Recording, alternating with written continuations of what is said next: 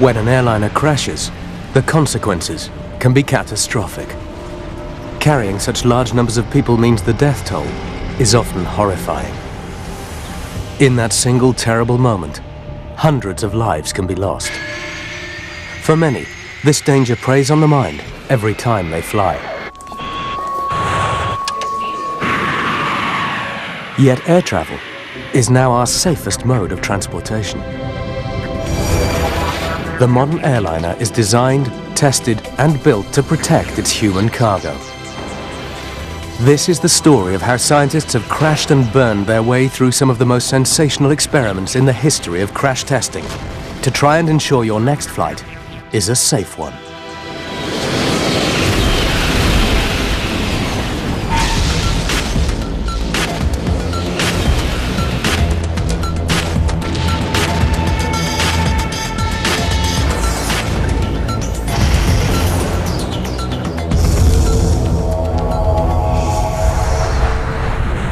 Flying has become a part of everyday life.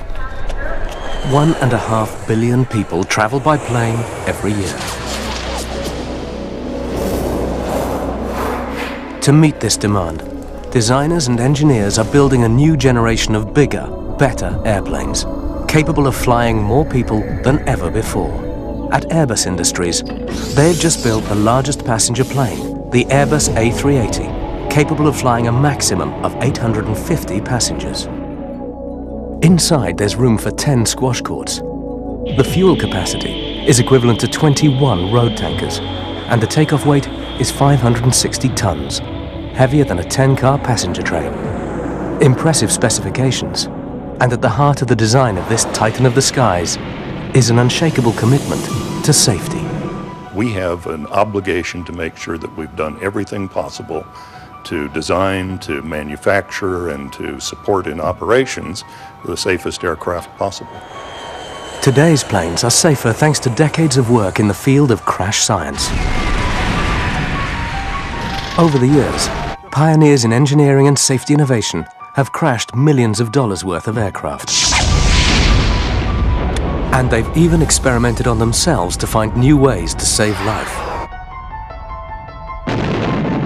Each step along the way, their results have been fed into the design and construction of newer, safer aircraft. It's taken just over 100 years to get from this to this. The progress crash scientists have made possible is nothing short of remarkable. Some of the greatest advances have been in the robustness of the plane itself. Our very first airplanes were flimsy contraptions, built to fly, but not to withstand a crash. 1903 marked a new era in travel when the Wright brothers successfully completed the first powered flight. But within 5 years, aviation had claimed its first victim. Orville Wright, together with a passenger, Lieutenant Thomas Selfridge, were conducting a flight test on a new aircraft.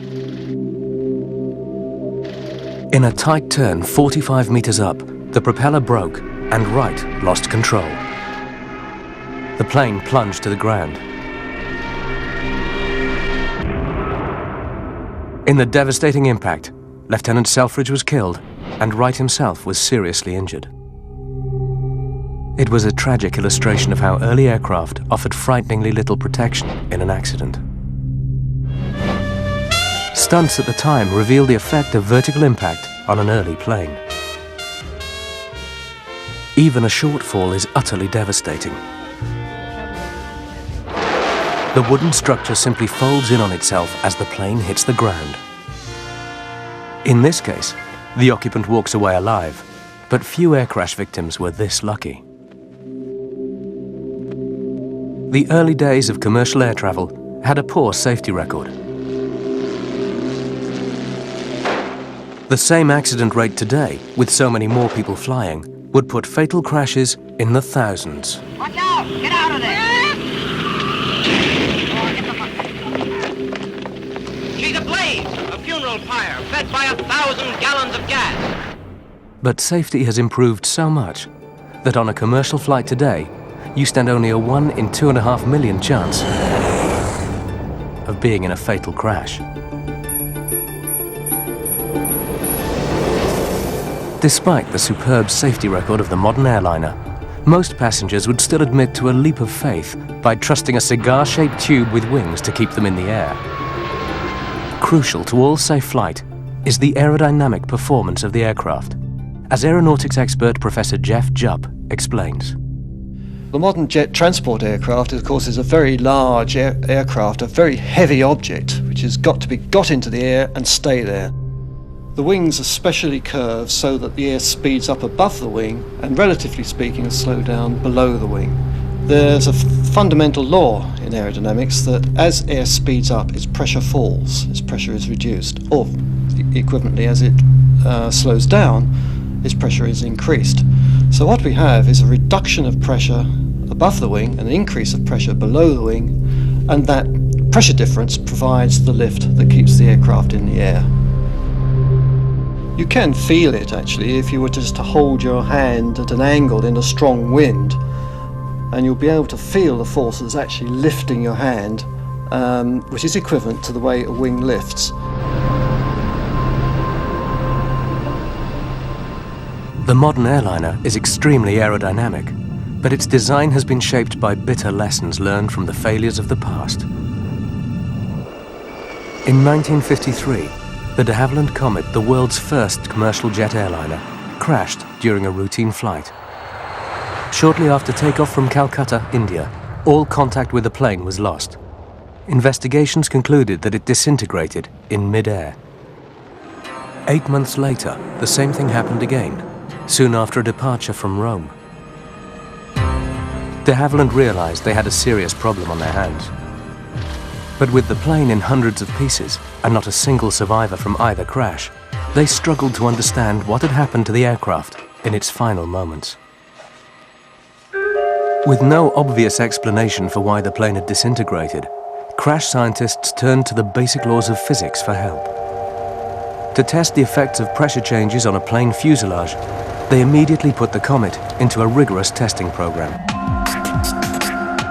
Submerging the fuselage in a giant tank of water, they recreated the pressure changes planes experienced during high-altitude flight to examine the effects on the structure. But even after extensive testing, there were no signs that pressurization was having any structural impact, and the Comet returned to service. Meanwhile, around-the-clock pressure testing continued. But just over 2 weeks later, disaster struck again. On the 8th of April 1954, another Comet aircraft broke up in mid-air shortly after takeoff. The wreckage plunging into the sea near the Italian island of Stromboli. No one survived.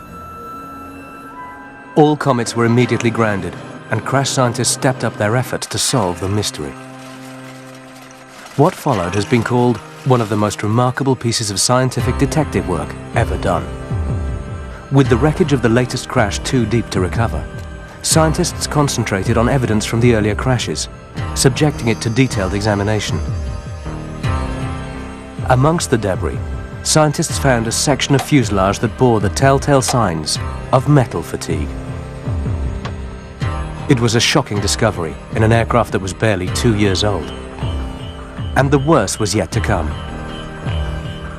The aircraft that was still undergoing pressure tests ruptured, a 2-meter split appearing in its fuselage.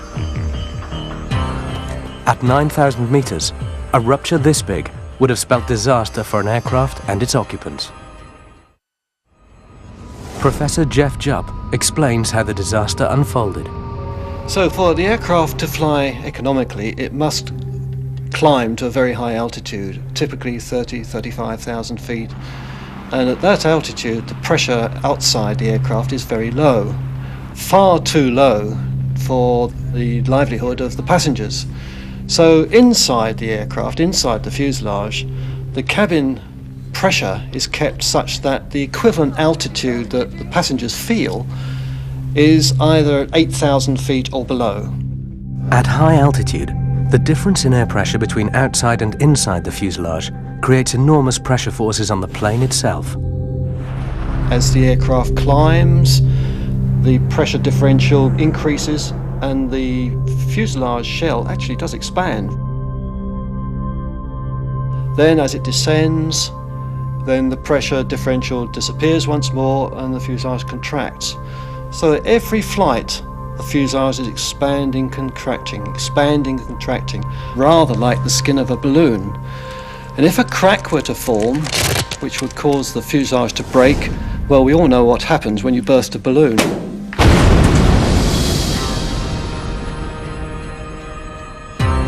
Crash scientists concluded that the destructive energy that tore the comet apart was equivalent to the explosion of a 220-kilo bomb. And it all started with a tiny crack at the corner of a window. The problem was, the corners of the square windows were weak points, and repeated pressure changes put them under immense stress. And the smallest tear could be all it took to destroy an entire aircraft. The solution was a simple design change, to turn the square windows into round ones. The Comet airliner was later redesigned and flew successfully. Crash science learned an important lesson, and commercial airliners today all have rounded windows. And another crucial lesson emerged from this episode in aviation history: the value of rigorous testing. The Comet's fatal design flaw was only discovered after 9,000 simulated flying hours. The testing of today's planes may be more high-tech, but the basic idea is still the same. Crash scientists recreate flight cycle after flight cycle to test a design to its absolute limit. At Airbus, the A380 testing regime took 2 years. Sections of the aircraft were put through 47,000 separate flight cycles, monitored by 6,000 sensors, as over 1,800 tons of steel test rig applied repeated pressure loads. The result is an incredibly robust structure made up of the latest fatigue-resistant materials. The most revolutionary of these is Glare, a glass and aluminium reinforced laminate, which is used in the upper fuselage of the aircraft. Alternating layers of aluminium and reinforced glass fiber make it especially resistant to corrosion and fatigue, making the aircraft fuselage strong and durable. But keeping the fuselage intact is only one element of safe flight. Just as crucial are the engines that power it. It is a triumph of highly durable and efficient engineering that gets 560 tons of super jumbo off the ground and maintains the safety of everyone on board. Surprisingly, the closer you are to the ground, the more important it is that your engines are working properly. Most air accidents take place during takeoff and landing. Nav checks on the sig base mask gain number 2. If a plane experiences an engine problem at high altitude, pilots often have time to diagnose the problem and take corrective action. Check is 0, would you? Roger, set locked. But if an engine problem occurs during takeoff or landing, there is less time for correcting the problem. January 1982. In freezing weather conditions, a Florida-bound 737 jet takes off from the Washington National Airport in the United States. Within 30 seconds, the plane is in serious trouble, struggling to gain enough altitude. It fails, crashes into the 14th Street Bridge and the freezing Potomac River below. Despite heroic rescue attempts by the emergency services, all but 5 of the 79 people on board were killed. The official crash investigation attributed the disaster to pilot error. But their failure to get Florida Palm 90 into flight was due in part to the bad weather and the effect it had on the plane's engines. Vital sensors gave an incorrect reading of the engine power because ice had frozen onto them. As a consequence, the pilots never gave the engines full throttle, and the plane fell out of the sky. This disaster underlined the critical role the engine plays on takeoff. Manufacturers have turned to crash scientists to put the jet engine through extraordinary levels of testing. Rolls-Royce is one of the biggest manufacturers of jet engines in the world today. At its technical headquarters in Derby, England, the latest engines are put through their paces. Engineers prepare by fitting the engines with thousands of sensors to gather stress and performance data. Then they're tested in simulated extreme weather conditions. The engines are deluged with 33,000 gallons of water an hour to simulate the heaviest rain and hailstorms.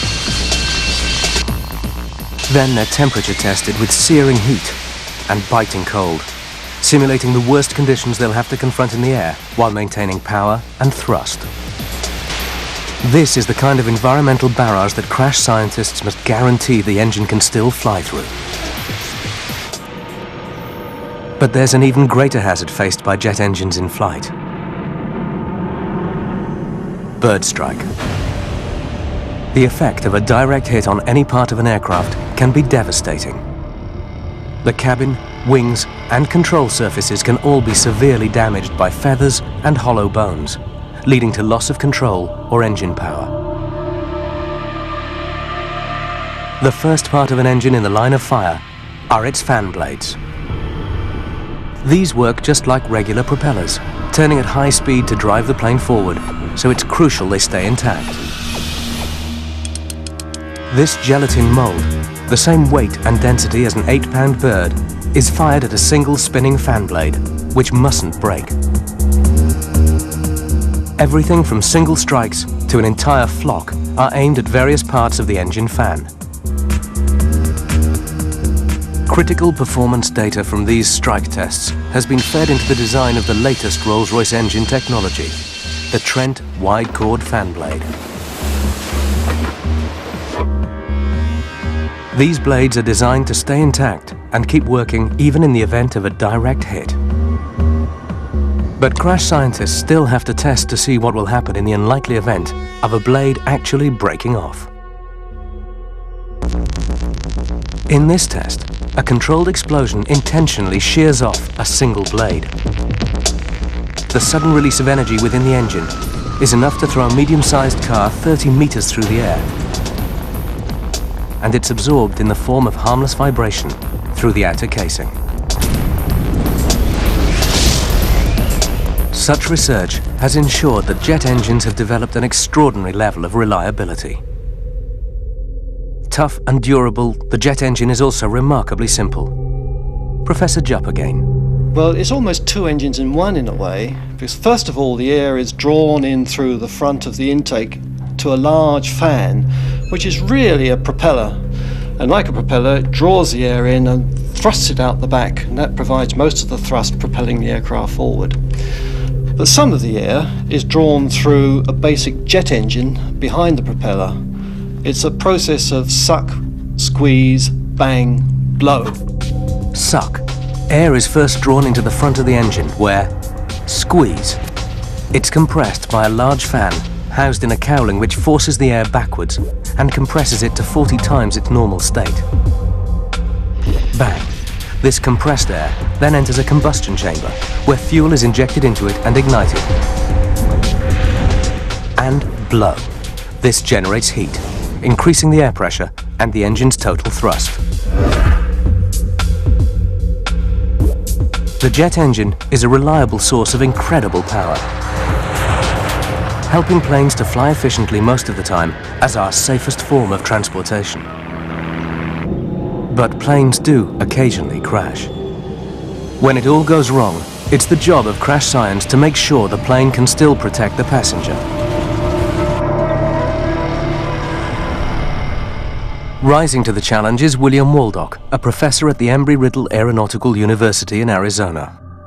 There's really three things that have to exist to make an accident survivable. First of these is the impact forces that reach the occupants have to remain within human tolerance.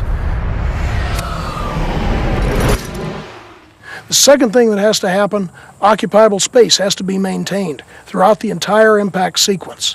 We can't let the structure crush in on the occupant. We can't let the structure go away. We can't let that occupant be exposed to things that are going to hit them. And then the third thing that has to exist is the environment has to remain livable throughout the entire accident sequence and beyond. Failing in any one of these three criteria can result in injury or death. The outcome of one particular crash highlighted the fine line that exists between a survivable accident and one that is fatal. 1989. British Midlands Flight 92 experiences engine problems mid-flight and diverts to the nearest airport for an emergency landing. This was a scenario that pilots train for, and landing with one engine should have been straightforward. But the pilots shut down their good engine by mistake.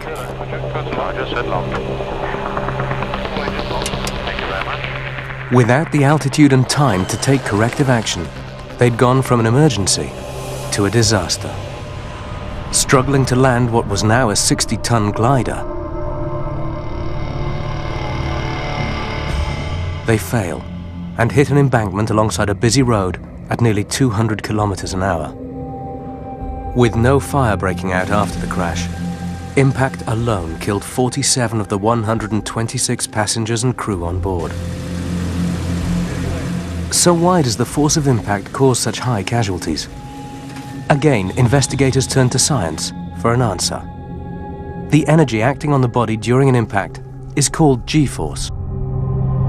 In everyday life, we only experience one G, the normal pull of gravity on the body.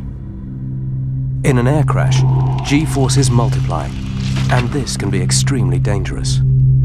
As greater G-force is applied to the body, its weight increases and internal organs experience greater pressure. But how much G-force can the human body take and survive? In assessing the human tolerance to sudden impact, crash scientists conducted remarkable and dangerous experiments. In the early 1950s, an Air Force doctor named Colonel John Stapp found himself on the fast track to becoming a leading pioneer in the science of human impact survival. Valuable data that is still used by crash scientists today. At the Holloman Air Force Base in New Mexico, John Stapp completed 29 rocket-powered sled deceleration experiments. The plan was to strap him in tight, accelerate him to high speed, and then bring him to a sudden stop to test the effects of sudden high-speed deceleration on the human body. It was a high-risk experiment, and no one knew if Stapp would survive. Fire!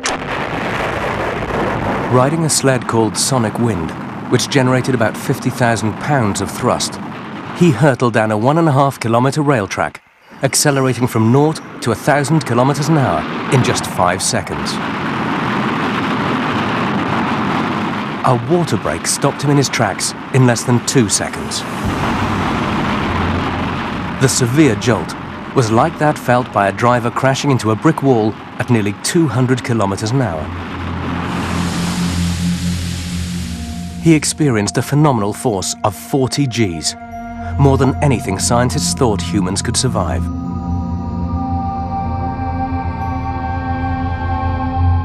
This faster-than-a-bullet ride left Stapp temporarily blind. He burst nearly every capillary in his eyeballs.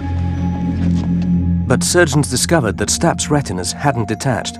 Within minutes, he could see some vague images. By the next day, his vision had returned more or less to normal. Despite taking part in these high-risk experiments, Stapp lived to be 89 and died peacefully in his sleep. But while Colonel Stapp's sled rides had demonstrated G-force survival levels far higher than believed possible, they and the British Midland crash at Kegworth revealed another crucial aspect of impact survival. The body might be able to withstand significant G-forces, but for how long? Aviation safety pioneer Harry Robertson explains. The severity of an accident is not just the G-forces that are being generated or what's resisting them, like your arm or your neck or your head, but how long those Gs will last. We could put 500 Gs, for example, on your head for a fraction of a second, and you would hardly know that. But if it lasted for a half a second, you wouldn't be here today.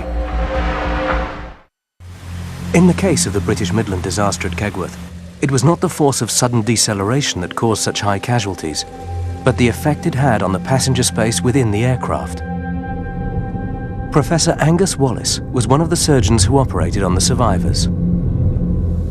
He noticed a significant number of injuries to the legs, arms and heads caused by impact with the plane's interior fittings.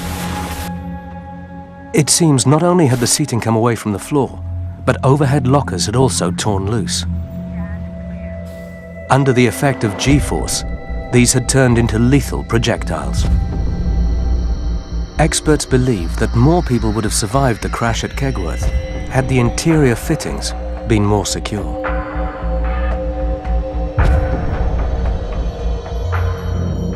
Interviewed soon after about this crash, Professor Angus Wallace highlights the failures of the plane's design. We have seen during the last 2 years a number of survivable air crashes, and it is clearly time for aircraft manufacturers to devote a little bit more time and thought to protecting the occupants if a crash were to occur. One particular weak point was the seating. Valuable lessons were learned as a result of this crash. The latest aircraft are fitted with seats that can withstand a force of 16 Gs, as compared to the previous designs, which could only take 9. This means the chances of survival are improved if the cabin interior can withstand at least the same amount of G-force as the human body. However, as the structural integrity of planes improved, it soon became clear to scientists that there was a bigger killer at work in plane crashes. On average, flames, smoke and toxic fumes were killing 3 out of every 4 people who had survived impact. Crash science was about to tackle this terrifying phenomenon. January 1974. A Boeing 707 with 101 passengers on board crashes while making a scheduled stop on the island of Pago Pago, part of American Samoa in the South Pacific. The night approach to the island runway with heavy winds and a brewing storm was a difficult one. This time, it ended in tragedy. Hitting the trees a kilometer short of the runway, the plane cut through the jungle vegetation for over 300 meters until it finally came to rest. All but 4 of those on board died. But this was a tragedy with a shocking twist. Investigators revealed that of the 101 passengers on board, all 97 who'd perished died not on impact, but as a result of the ensuing fire. The lethal problem of post-crash fire has plagued crash science since the early days of flight.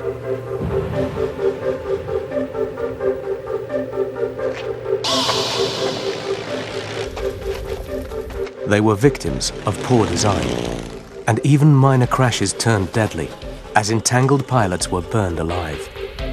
The rising death toll inspired Jerome Lederer, a US airmail aeronautical engineer, to take action. He devised a series of full-scale crash tests, enabling him to analyze the sequence of events during impact. In 1927, at McCook Field in Ohio, he launched the de Havilland DH-4 mailplanes at full power down a ramp into a brick wall.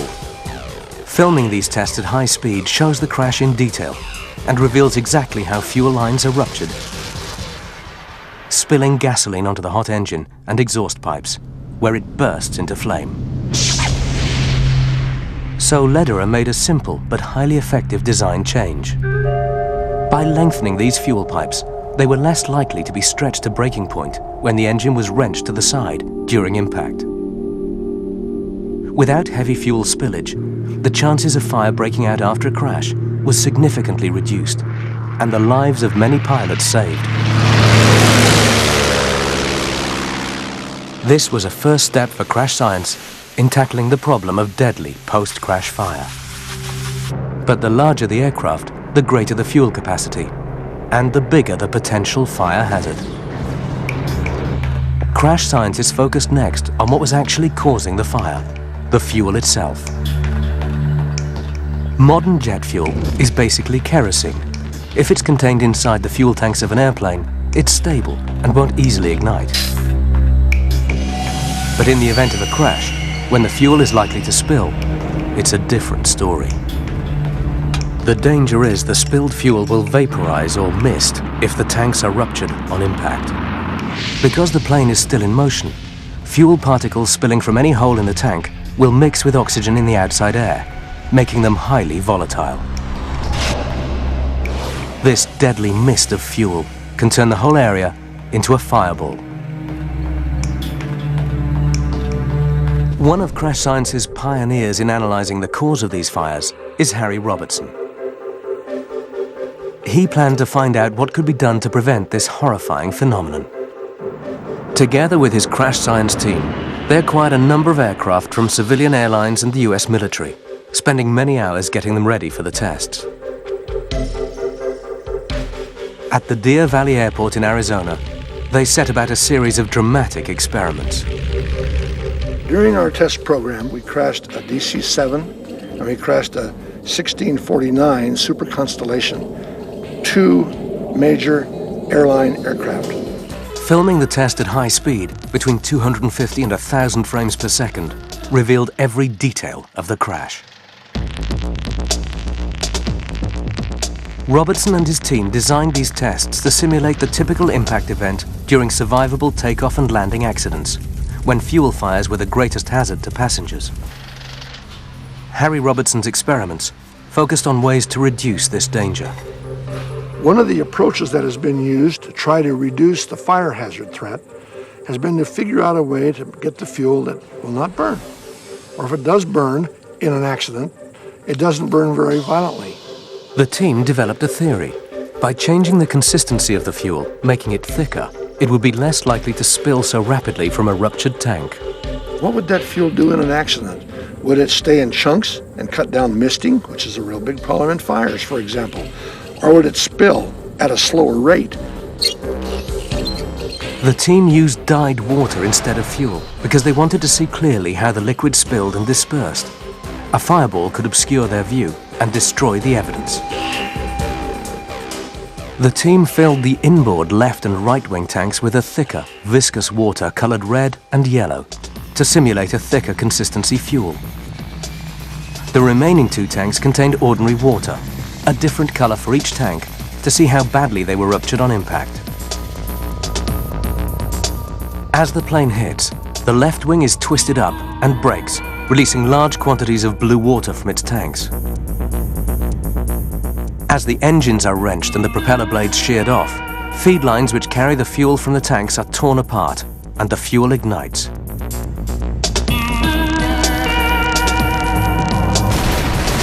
Out of the wreckage, the crash scientists begin their post-mortem of events and discover what happened to the thicker water, representing the more viscous fuel.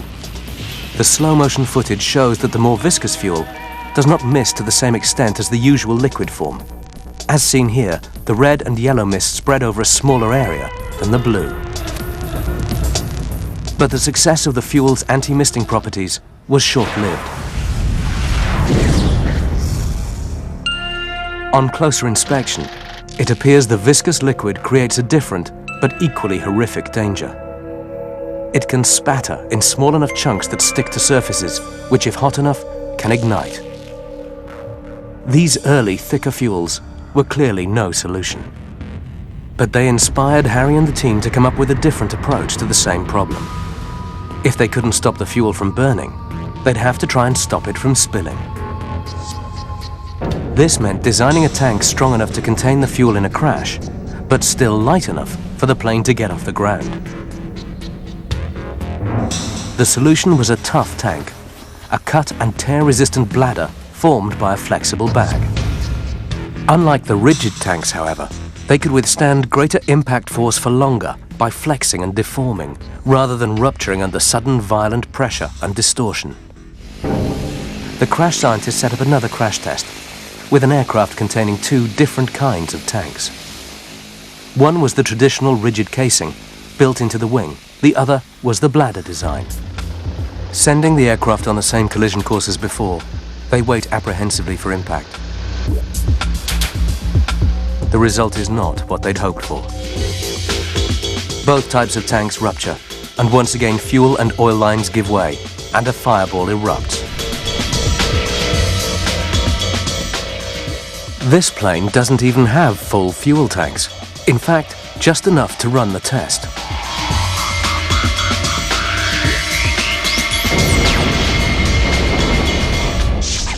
The experiment highlights the severity and complexity of the problem. How do you prevent the wing fuel tanks in a large airliner from rupturing? And how do you contain the spillage in the event of a crash? In large airliners, the most efficient place to carry fuel is in the wings. But a large wing requires a thick metal skin, and when this breaks, even the toughest bladder tanks would be torn open. Harry and his team went on to solve the fuel spillage problem in smaller military aircraft. But the problem of fire persisted on larger commercial airliners. In 1985, one particular disaster highlighted the urgent need for a new approach. In Manchester, England, a plane carrying 131 holiday travellers caught fire just before takeoff. Firefighters were on the scene within minutes, but still 55 passengers died.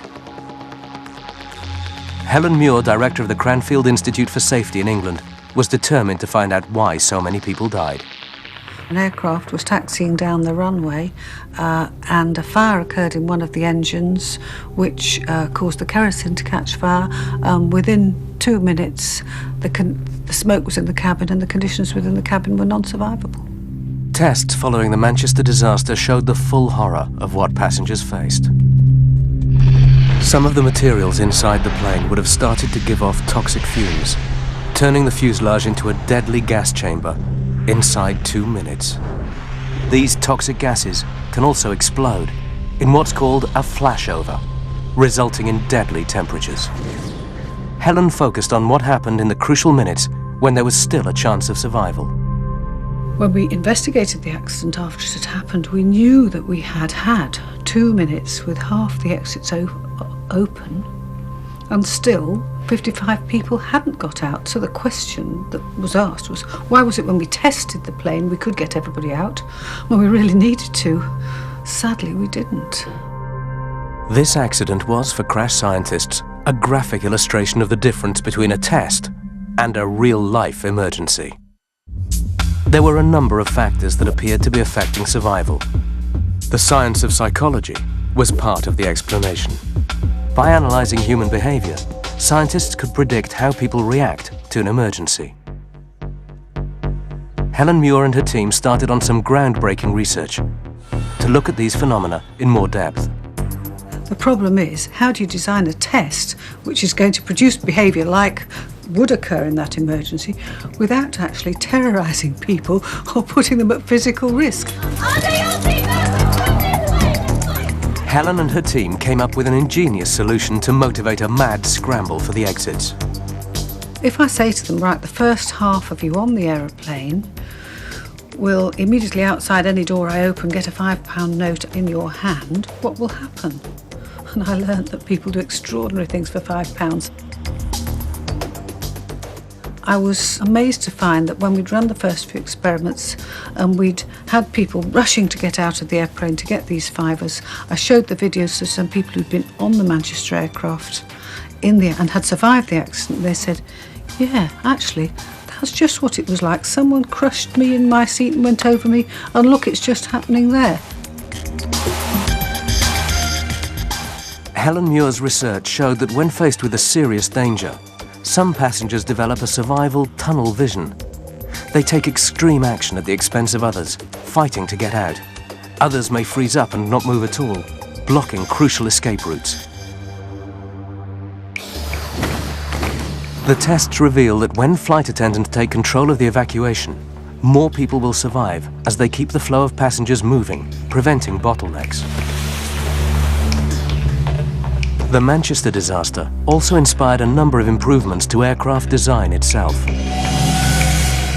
The most significant were the installation of emergency floor lighting to help guide confused passengers toward the nearest exit, and the use of fire-resistant materials inside the cabin to reduce the deadly effects of fire and smoke.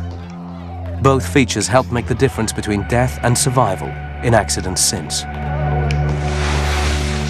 The recent accident at Toronto has to some extent shown that a lot of the work which we've been doing in the past 2 decades is starting to be successful, because in that accident, the aircraft crash landed and the frame broke up, but there was a fire, and in that situation, all of the passengers and crew did survive.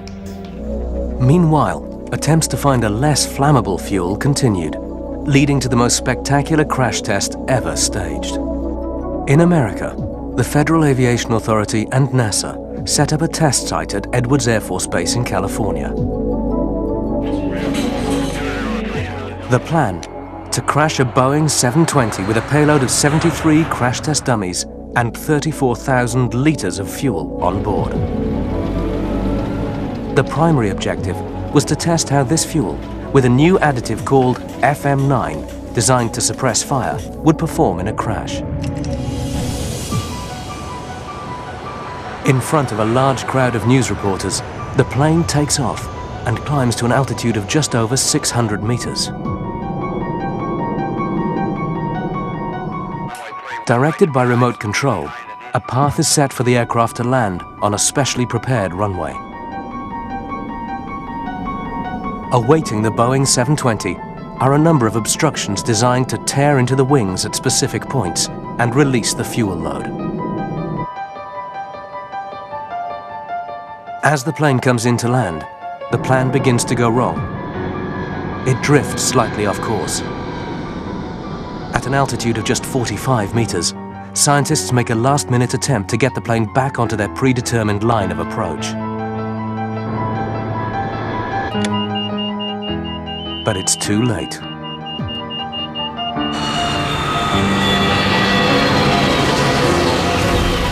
The plane hits the ground at an angle.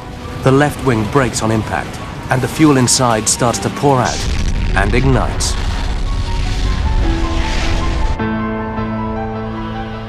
The anti-misting fuel fails to perform as expected, turning the plane into a fireball and engulfing the fuselage. Though unplanned, the crash itself was far more realistic than intended. Few, if any, planes actually crash with their wings level. The real tragedy of this crash impact demonstration was the shattered hope of finding a crash-resistant fuel for the commercial airline industry.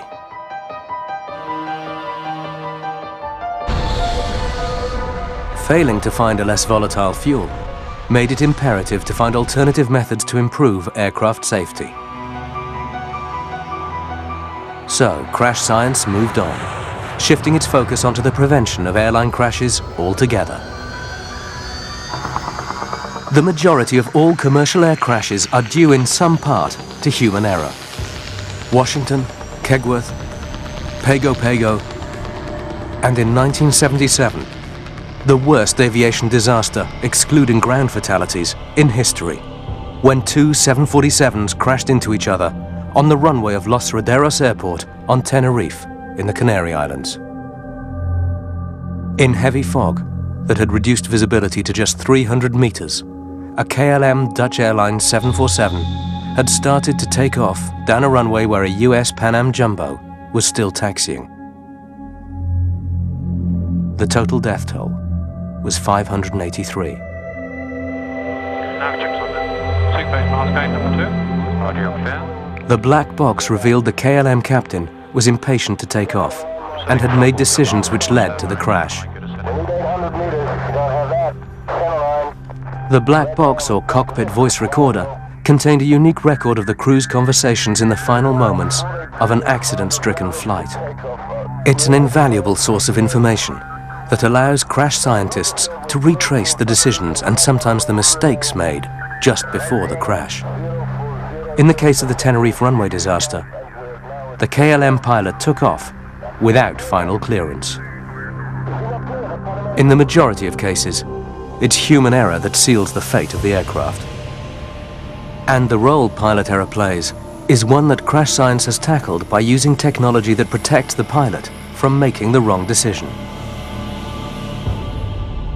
At Airbus Industries, they've developed a system called fly-by-wire, as Chief Test Pilot Peter Chandler explains. Now, one of the advantages of the fly-by-wire is that where there are regimes of the flight envelope that we know that the pilot should never need to go into, will never need to go into, then we can add protections. On the latest fly-by-wire aircraft, safe flight is guaranteed by computerized protection. On this aircraft, the pilot cannot take the plane into hazardous flight, because any attempt to fly outside of the aircraft's safe limits of angle and speed means the computer steps in and takes control. Speed, speed, speed. There's a warning to tell me that the speed is low. Now I'm in the protection. Speed, speed, speed. And now if I do nothing, even though I haven't moved the throttles, the engines have wound up to full power to try and speed me out of it. But crucially, while this technology is designed to increase safety, it's not meant to replace the pilot altogether. Whether we will ever get to a pilotless cockpit, I think it's not close at the moment. The way the whole aircraft operation, both the infrastructure from the ground side, the air traffic control is set up, means that you have to have the flexibility of somebody on the aircraft to make decisions. Even after 100 years of the most impressive design and technological evolution, the airplane still relies on the skills and experience of the human pilot. And today's crash scientists consider that the way to make flight safer still is to combine the very best of man and machine. 1 in 8 travelers in the United States still say they avoid flying at all costs. But despite our fears, this really is the safest way to travel, thanks to the crash science industry dedicated to safety. Today's airliners have achieved a level of safety that's unprecedented. Every year we move hundreds of millions of passengers safely around the world at levels of safety that are unachieved by any other mode of transportation. Today's planes are modern scientific marvels, which make it possible for more and more people to do what man was never meant to do: to fly.